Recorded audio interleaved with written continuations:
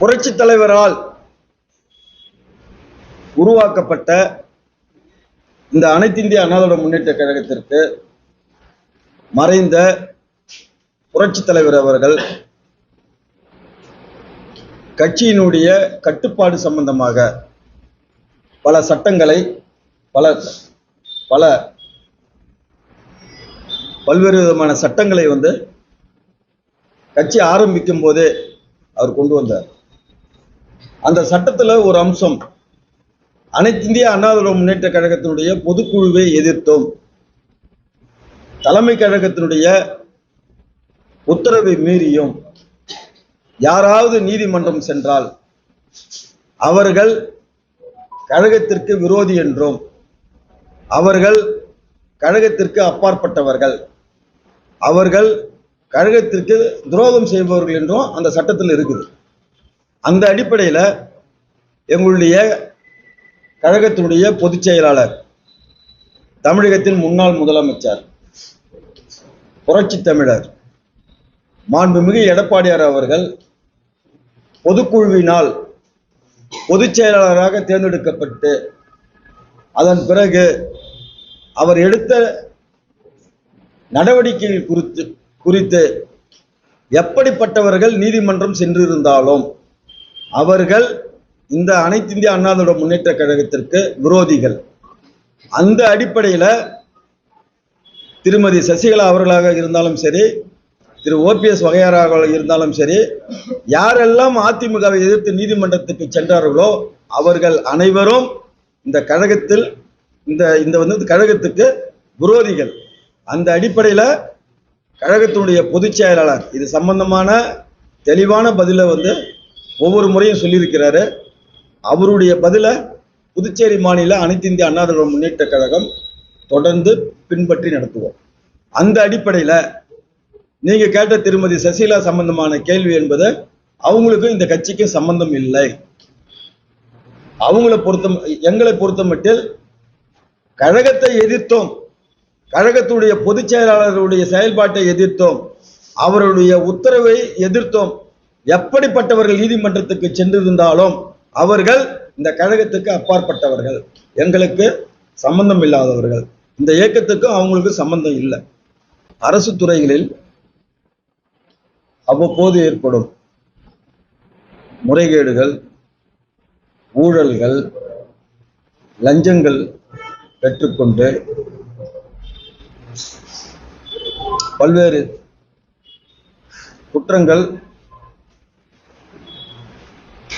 நடைபெறும் சூழ்நிலையில்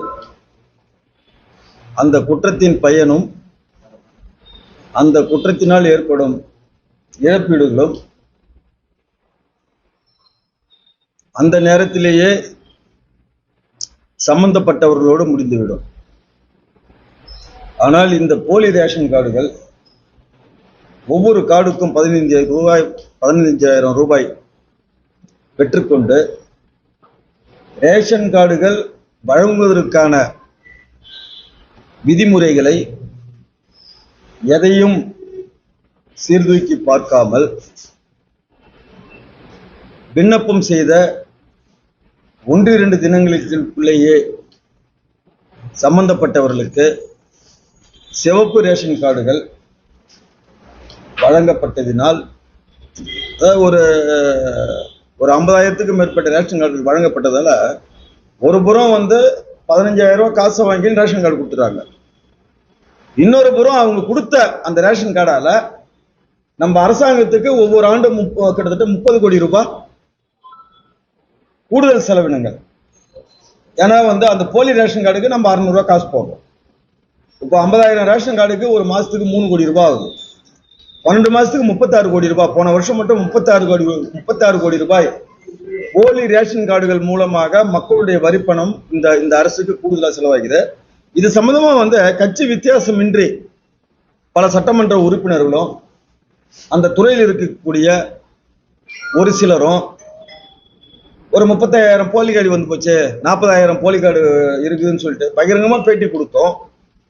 இந்த ஆளக்கூடிய இந்த NR காங்கிரஸ் BJP கூட்டணி அரசானது இதுல எந்த விதமான நடவடிக்கையும் எடுக்கல. இது சம்பந்தமா மாண்புமிகு முதலமைச்சர் அவர்களும் துணைநிலை ஆளுநர் அவர்களும் ஒரு நீதி விசாரணைக்கு உட்படுத்த வேண்டும். அந்த நீதி விசாரணை என்பது ஒரு மாத காலத்திற்குள் அந்த விசாரணையை முடிக்க வேண்டும்.